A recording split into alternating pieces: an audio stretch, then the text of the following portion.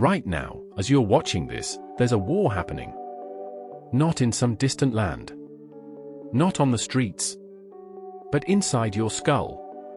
Every single second of every single day, you're fighting a battle most people don't even know exists.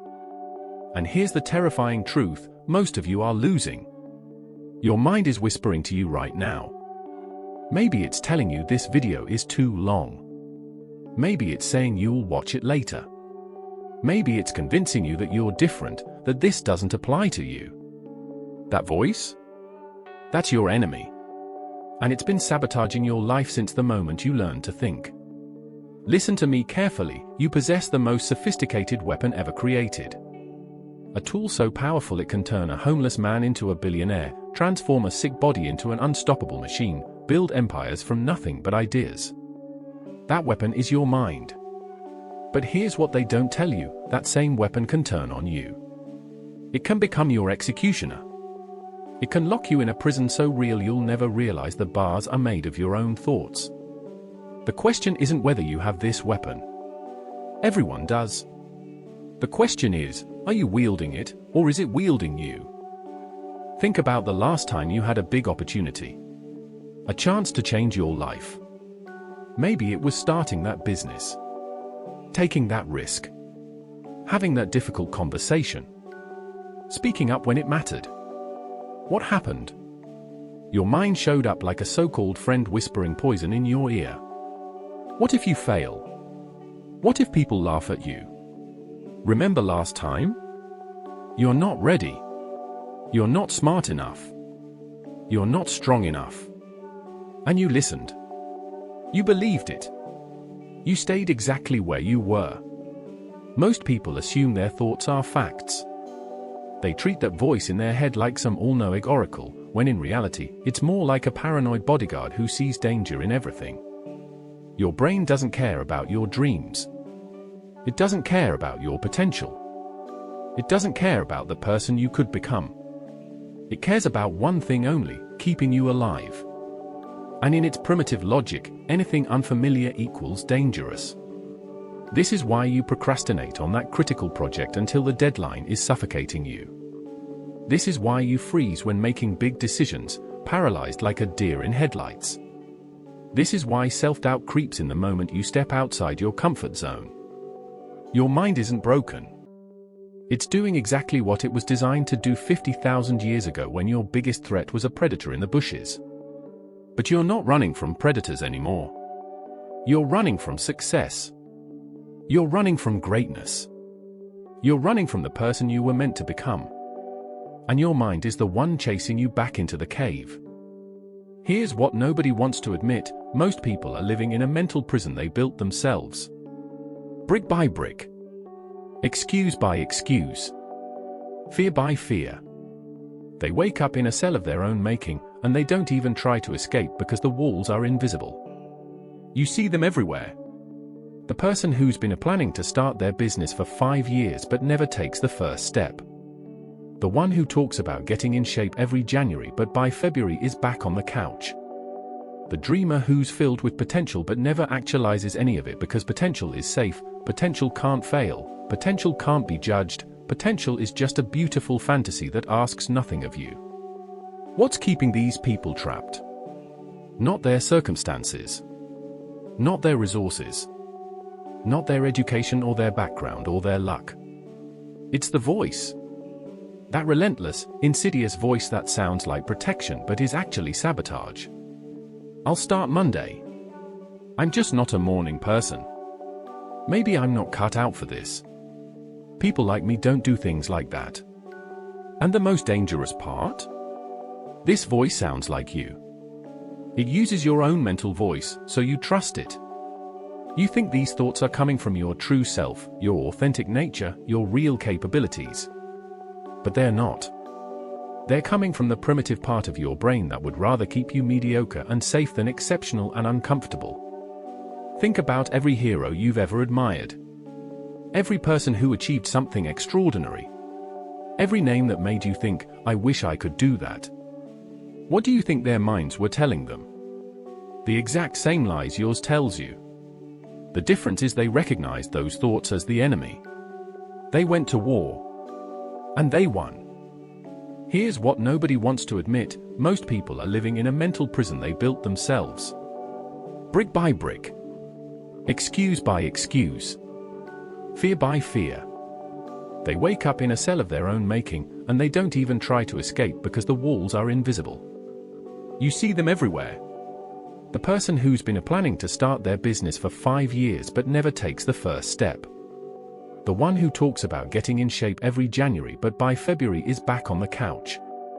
The dreamer who's filled with potential but never actualizes any of it because potential is safe, potential can't fail, potential can't be judged, potential is just a beautiful fantasy that asks nothing of you. What's keeping these people trapped? Not their circumstances. Not their resources. Not their education or their background or their luck. It's the voice. That relentless, insidious voice that sounds like protection but is actually sabotage. I'll start Monday. I'm just not a morning person. Maybe I'm not cut out for this. People like me don't do things like that. And the most dangerous part? This voice sounds like you. It uses your own mental voice, so you trust it. You think these thoughts are coming from your true self, your authentic nature, your real capabilities. But they're not. They're coming from the primitive part of your brain that would rather keep you mediocre and safe than exceptional and uncomfortable. Think about every hero you've ever admired. Every person who achieved something extraordinary. Every name that made you think, I wish I could do that. What do you think their minds were telling them? The exact same lies yours tells you. The difference is they recognized those thoughts as the enemy. They went to war. And they won. Let me tell you about a man who weighs 300 pounds. He's broke. Working a dead-end job as an exterminator, spraying roaches for minimum wage. He looks in the mirror and hates what he sees. Every part of his life is a disaster. His mind has convinced him this is all he'll ever be. This is David Goggins before the transformation. What most people don't know is that Goggins wasn't always the calloused, unbreakable warrior we know today. Before the Navy SEAL teams. Before the ultramarathons. Before the motivational empire. He was exactly where many of you are right now, trapped in the prison of his own mind, believing the lies it told him about who he was and what he was capable of. He had every excuse in the book. Rough childhood.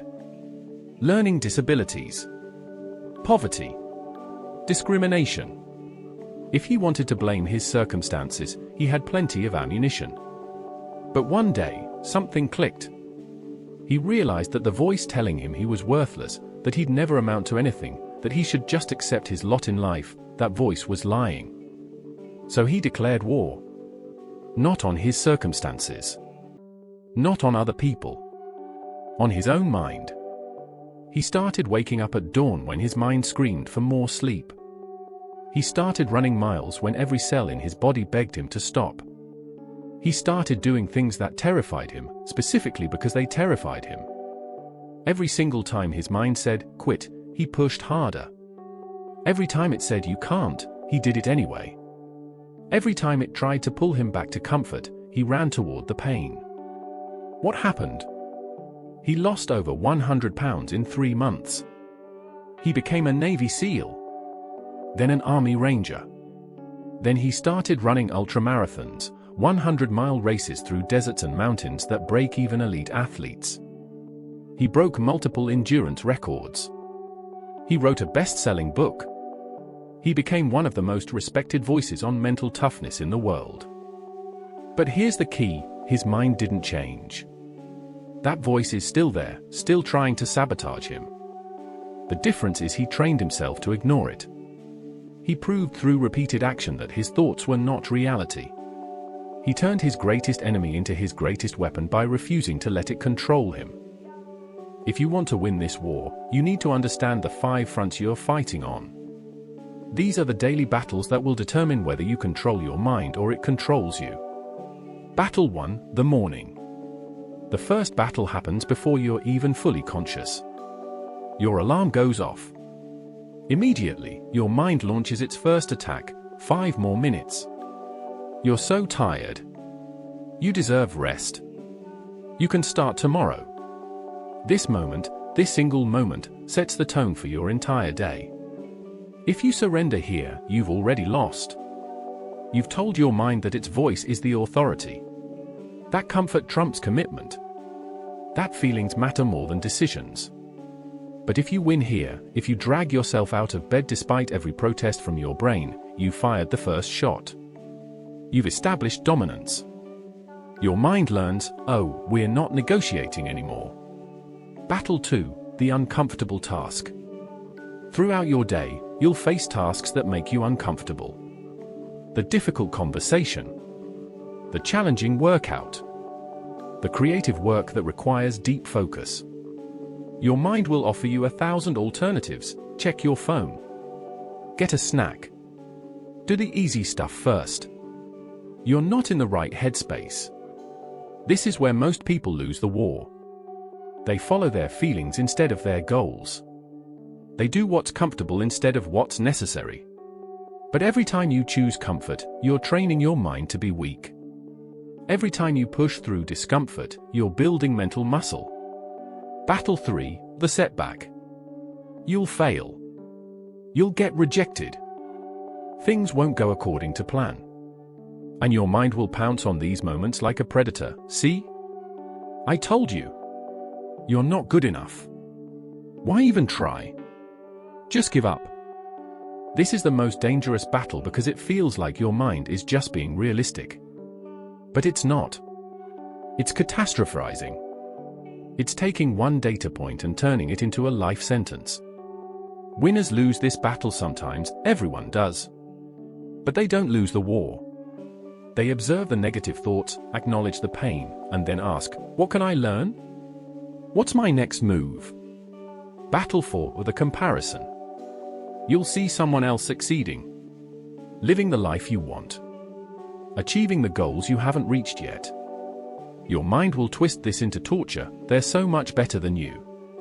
You're falling behind. You'll never catch up. What's the point? This is your mind using your ambition against you. It's turning inspiration into paralysis. The counter move is simple but difficult. Use their success as proof of what's possible, not proof of your inadequacy. They're not your enemy. Your defeatist mindset is. Battle 5, the long game. This is the final and most insidious battle. Weeks or months into your journey, when the initial motivation has faded and results aren't coming fast enough, your mind will whisper, this isn't working. You're wasting your time. Maybe you're just not meant for this. Most people quit here. They're so close to the breakthrough, but they can't see it yet, so they surrender.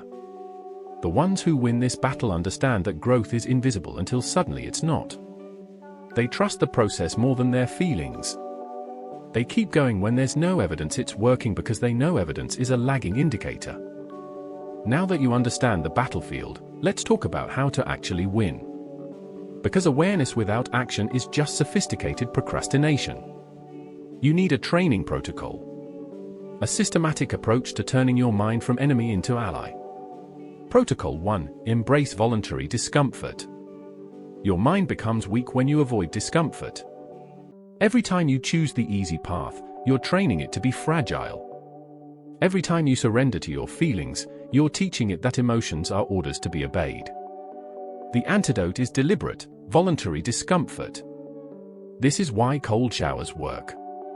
Not because cold water has magical properties, but because every morning you're forcing yourself to do something your mind desperately doesn't want to do. You're proving that you're in charge. You're building the neural pathway that says, my decisions matter more than my feelings. Start small if you need to. End your shower with 30 seconds of cold water. Do 10 push-ups when you don't feel like it. Sit in silence for 5 minutes when your mind is screaming for stimulation. The specific activity matters less than the pattern you're establishing. I am the one in control. Then gradually increase the difficulty. Longer cold showers. Harder workouts. More extended periods of focused work. You're not just building physical resilience, you're reprogramming your mind's understanding of what you're capable of. Protocol 2. Action over analysis. Your mind loves to analyze, to plan, to consider every angle and possibility. This feels productive, but it's often just another form of avoidance. Analysis paralysis is your mind's sneaky way of keeping you stuck while making you feel like you're doing something. The rule is simple: if you know what needs to be done, do it before your mind has time to talk you out of it.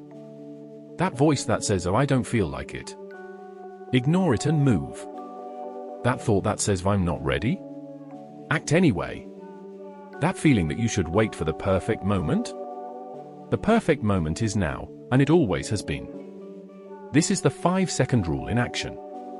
You have a small window between thinking about doing something and your mind generating reasons not to do it. Move within that window. Don't negotiate. Don't debate. Don't wait for motivation. Motivation is a result of action, not a prerequisite for it. Protocol 3: guard your inputs. Your mind is being programmed every moment of every day. By what you read, what you watch, who you listen to, who you spend time with. If you're consuming negativity, drama, outrage, and distraction, you're feeding your mind poison and wondering why it's working against you. This isn't about toxic positivity or pretending problems don't exist. It's about being strategic with what you allow into your consciousness. Limit social media to specific times instead of constant scrolling. Replace mindless content with content that strengthens your mindset: books, podcasts, videos that challenge you to grow. Evaluate your relationships ruthlessly. Are the people around you pulling you up or dragging you down? Are they supporting your growth or reinforcing your limitations? You become the average of the 5 people you spend the most time with. Choose wisely. Your mind is like soil. Whatever you plant in it will grow. Plant doubt and excuses, you'll harvest failure. Plant discipline and ambition, you'll harvest success. Protocol 4: we build observational detachment. This is advanced but incredibly powerful. Most people are completely identified with their thoughts and emotions. When they feel anxious, they are anxious. When they think "I can't," they believe it absolutely. There's no separation between the experience and the experiencer. Train yourself to observe your mental state without being consumed by it. When anxiety arises, notice it. There's anxiety. Interesting. My body is producing stress hormones right now. My mind is generating worst-case scenarios. You're not trying to suppress it or fight it. You're simply watching it like you'd watch weather pass through. This creates space. And in that space, you find freedom. You can feel fear and act anyway. You can experience doubt and proceed regardless. You can acknowledge pain without being controlled by it. Practice this throughout the day. When you're frustrated, pause and observe, "I'm experiencing frustration right now." When you're tempted to quit, notice it, "My mind is generating quit thoughts." This simple practice of observation transforms your relationship with your inner experience. Protocol 5: stack small wins. Your mind is shaped by evidence. If you constantly fail to follow through on your commitments, your mind learns that your word means nothing. But if you consistently do what you say you'll do, even in small things, your mind starts to trust you. More importantly, you start to trust yourself. Don't try to overhaul your entire life in one day. Start with commitments you can actually keep. Make your bed every morning. Do 10 minutes of reading before bed. Drink water when you wake up. Hit your workout 3 times this week, no excuses. Each small win is a brick in the foundation of self-trust. Each promise kept is evidence that you're reliable. Over time, these small victories compound into massive transformation. Your mind stops seeing you as someone who talks about change and starts seeing you as someone who embodies it. Let me be brutally honest with you about something nobody wants to talk about. This journey is going to hurt. There will be days when everything in you wants to quit. When the voice is so loud you can barely think. When every step forward feels like dragging yourself through concrete. You're going to have moments where you question everything. Why am I doing this? Why can't I just be normal? Why is this so hard? You'll look at other people who seem perfectly happy coasting through life, and you'll wonder if you're the crazy one for demanding more of yourself. This is what I call the dark night of transformation. It's the phase every person goes through when they're shedding their old identity but haven't yet stepped fully into their new one. You're in between worlds, too changed to go back, not yet transformed enough to feel at home in your new reality. Most people quit here. They decide the pain isn't worth it. They convince themselves they were fine before. They retreat to their comfort zone and tell themselves stories about how it just wasn't the right time, or maybe I'm not cut out for this. But here's what's actually happening in those dark moments. Your old identity is dying, and it's fighting for survival. Every self-limiting belief you've ever held is screaming in protest. Every comfortable pattern is trying to reassert control. Your mind is throwing everything it has at you because it senses you're serious this time. You're not just talking about change, you're actually changing. This is the moment that separates those who transform their lives from those who just talk about it. When you're in the darkness, remember this: the pain you're feeling is evidence that it's working. Your mind wouldn't be fighting this hard if you weren't threatening its control. Feel the pain. Acknowledge it. Let it wash over you. But do not let it stop you. Because on the other side of this darkness is a version of you that you can't even imagine right now. Stronger. Clearer. More capable. More alive. The question isn't whether you'll face the dark night. Everyone does. The question is, will you push through it, or will you turn back? Imagine waking up one day and realizing the voice no longer controls you. Fear still shows up, but it doesn't paralyze you. Doubt still whispers, but you don't believe it. Your mind still tries to pull you toward comfort, but you smile and push toward the challenge anyway. This isn't fantasy. This is what happens when you win enough battles. Your mind learns. It adapts. It starts to understand that you're serious, that you're not backing down, that the old tricks don't work anymore. And something incredible happens. The same mind that was your greatest enemy becomes your greatest ally. That intelligence that was generating excuses starts generating solutions. That voice that was whispering doubt starts reminding you of your capabilities. That pattern recognition that was catastrophizing starts spotting opportunities. Your mind doesn't become silent. That's not the goal. It becomes a tool you wield instead of a tyrant you serve. Like a wild horse that's been trained, it's still powerful, still dynamic, but now it's running in the direction you choose. People will start noticing. They'll ask what changed. They'll say you seem different, more confident, more focused, more present. And you won't really know how to explain it because the change happened gradually, battle by battle, choice by choice. You just know that the person you were, the one controlled by fear and doubt, feels like a stranger now. This is what mastery looks like. Not perfection. Not the absence of struggle. But the deep, unshakable knowledge that no matter what your mind throws at you, you can handle it. You've proven it to yourself in 1,000 small moments when you chose discipline over comfort, action over fear, growth over stagnation. You become dangerous in the best possible way. Dangerous to mediocrity. Dangerous to excuses. Dangerous to anyone who tries to convince you to settle. Because you know something most people never learn: the only limits that actually exist are the ones you accept. Let me give you the exact daily protocol that will accelerate your transformation. This isn't theory. This is the practical, step-by-step process for winning the war against your mind. Morning, the victory hour. 5 a.m. alarm rings. This is the first battle. Win it. No negotiation. Feet on floor within 5 seconds. 5:05 a.m. cold water. Shower or face. Shock your system awake. Your mind will protest violently. Perfect.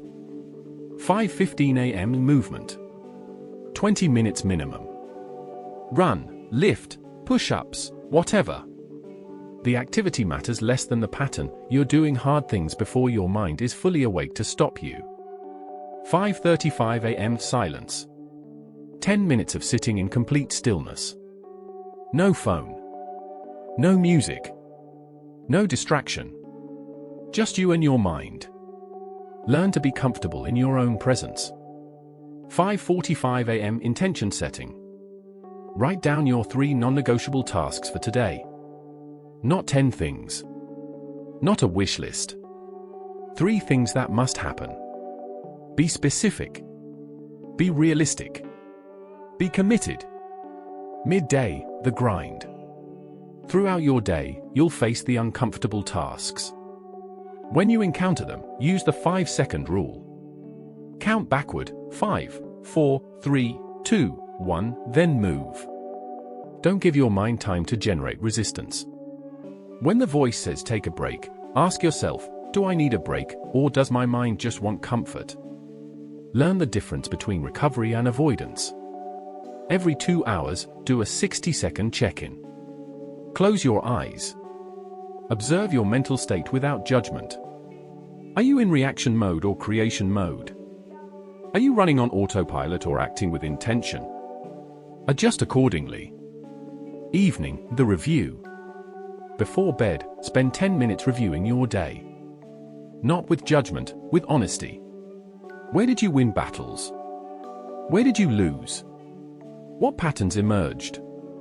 What will you do differently tomorrow? Write down 3 things you're grateful for, but make them specific. Not I'm grateful for my family, but I'm grateful for the conversation I had with my daughter about her dreams. Specificity creates emotional resonance. Set your alarm and place your phone across the room. Tomorrow's first battle starts tonight. Weekly, the evolution. Every Sunday, do a deeper review. How did this week compare to last week? Are you progressing or plateauing? What new challenge can you introduce to keep growing? Where are you still making excuses? Adjust your protocol based on what you're learning about yourself. This isn't a rigid system, it's a living practice that evolves as you do. Here's something powerful that nobody tells you: when you master your mind, you don't just change your life. You change every life you touch. Think about the people around you: your family, your friends, your colleagues, even strangers you encounter. Right now, whether you realize it or not, you're influencing them. If you're living controlled by fear and doubt, you're giving them permission to do the same.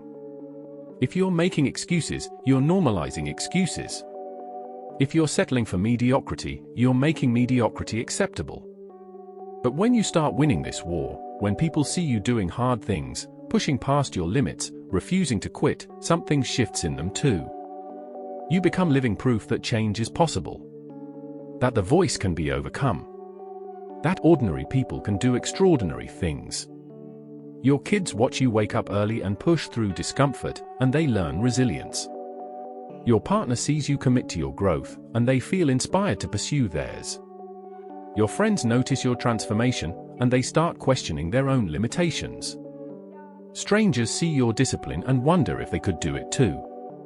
This is how movements start. Not with speeches or manifestos, but with one person deciding they're done being controlled by their mind, and then living that decision so fully that others can't help but be affected. You're not just fighting this war for yourself. You're fighting it for everyone who's watching, everyone who needs to see that it's possible, everyone who's waiting for permission to become more than they are. Every time you win a battle, you're not just scoring a personal victory. You're expanding what's possible. You're proving that the impossible is just the untried. You're becoming a beacon for others who are still lost in the darkness of their own mental prisons. This is your responsibility. Not because anyone assigned it to you, but because you have the ability. And with ability comes the obligation to use it, not just for your benefit, but for the elevation of everyone in your orbit. I need to tell you something that might disappoint you at first, but ultimately will set you free. This war never ends. You're never going to reach a point where your mind stops trying to pull you toward comfort. There's no finish line where fear disappears, where doubt evaporates, where discipline becomes effortless. That voice that whispers excuses? It's going to be there when you're 80 years old, still trying to convince you to take the easy path. But here's the beautiful truth hidden in that harsh reality: the war never ending means you never stop growing. Every day presents new battles, new opportunities to prove your strength, new chances to expand your capabilities. The struggle isn't a bug, it's a feature. David Goggins is still fighting his mind every single day. The difference between him and the person he was at 300 pounds isn't that his mind changed, it's that he changed his relationship with his mind. He went from victim to warrior.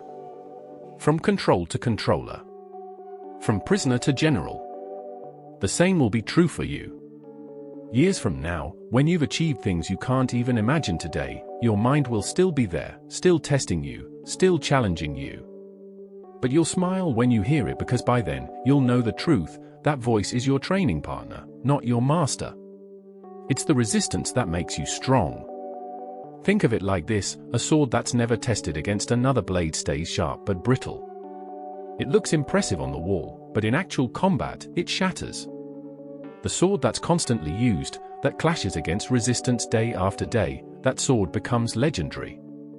It's scarred, yes, but unbreakable. Your mind is the blade you're constantly sharpening against the whetstone of resistance. Every battle makes you sharper. Every challenge makes you stronger. Every moment you choose growth over comfort, you're forging yourself into something that cannot be broken. So here we are. You've seen the battlefield. You understand the enemy. You know the protocols. You've been given the weapons. The question now is, what are you going to do? Because here's the thing, nothing changes if you close this video and go right back to your old patterns. Knowledge without application is just entertainment.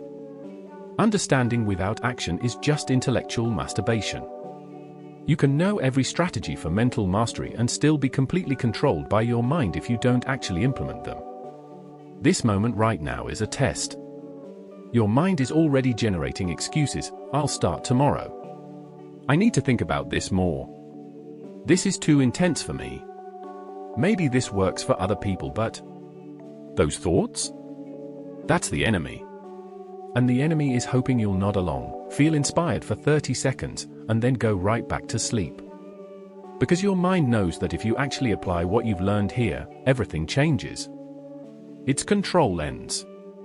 Your transformation begins. So you have a choice. The same choice every person who ever achieved anything extraordinary had to make. You can choose the pain of discipline. The discomfort of waking up early. The struggle of doing hard things. The resistance of pushing past your limits. This pain is sharp but temporary. It hurts in the moment, but it builds something lasting. It creates the person you've always known you could be. Or you can choose the pain of regret. The slow, crushing weight of knowing you had potential and never used it. Of looking back 5, 10, 20 years from now and realizing you let your mind control your entire life. Of wondering what you could have become if only you'd been brave enough to fight.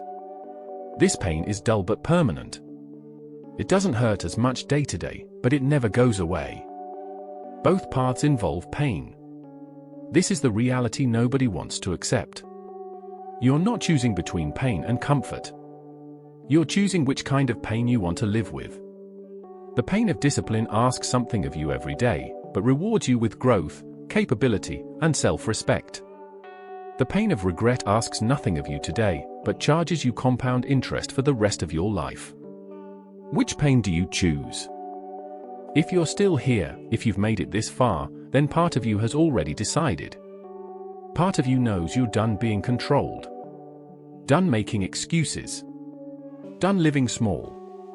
Part of you is ready for war. So let's make this real. Right now. Not tomorrow. Not when you feel ready. Now. I want you to do something. Stand up. Physically stand up right now. Feel your feet on the ground. This is you, present in your body, present in this moment, about to make a commitment that will change the trajectory of your entire life. Say this out loud, my mind is not my master. I am. Say it again, louder, my mind is not my master. I am.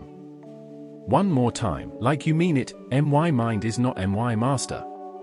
I am. Now, here's your first battle. Before you go to bed tonight, not tomorrow morning, Tonight, set your alarm for 30 minutes earlier than usual. Put your phone across the room so you have to get up to turn it off. When that alarm goes off tomorrow, you have 5 seconds to get your feet on the floor. This is your declaration of war. This is you drawing the line in the sand and saying, no more. From this moment forward, I'm in control. Will your mind protest? Absolutely. Will it feel hard? Without question. Will every part of you want to hit snooze? Guaranteed. But here's what's also guaranteed: if you win this first battle, if you prove to yourself that you can override your mind's commands, everything shifts. You'll have evidence. Not theory. Not inspiration. Evidence that you are stronger than you thought. More capable than you believed. More in control than you realized. And once you have that evidence, you'll want more of it. One battle becomes 2. 2 becomes 10. 10 becomes 100. And before you know it, you're not the person you were when you started this video. You're someone else entirely. Someone dangerous. Someone unstoppable. Someone who mastered the most powerful weapon in existence, their own mind. This is where we part ways. But this isn't an ending, it's a beginning. Every single person who ever achieved anything extraordinary started exactly where you are right now. Controlled by their mind. Full of doubt. Unsure if they had what it takes. The only difference between them and the millions who stayed stuck is that they made a decision and backed it up with action. David Goggins was 300 pounds, broke, and broken. He decided. He acted. He transformed. You have the same choice. The same ability. The same opportunity. Your mind will tell you this is too hard. That you're not ready. That you should wait. That you're different. That you're the exception to every rule. That voice is lying. It's always been lying. The truth is simpler and more powerful than any lie your mind can generate. You are capable of far more than you know. The ceiling you perceive is just fog. The limits you accept are just suggestions. The weakness you feel is just lack of training. Starting tomorrow, starting with that alarm, you begin the greatest adventure of your life. Not climbing a mountain or crossing an ocean, but conquering the territory between your ears. Mastering the weapon that's been pointed at you your entire life and turning it into the tool that builds your empire. This is the warrior's path. It's not easy. It's not comfortable. It's not for everyone. But it's available to anyone who decides that living controlled by fear and doubt is no longer acceptable. The question isn't whether you can do this. You can. The question is, will you? The war begins now. Choose your side. Your mind or you. Remember, every morning is a battle. Every challenge is a test. Every moment of discomfort is an opportunity to prove who's really in control. Don't just watch this video and forget it. Apply it. Live it. Become it. The person you're meant to be is waiting on the other side of the war within.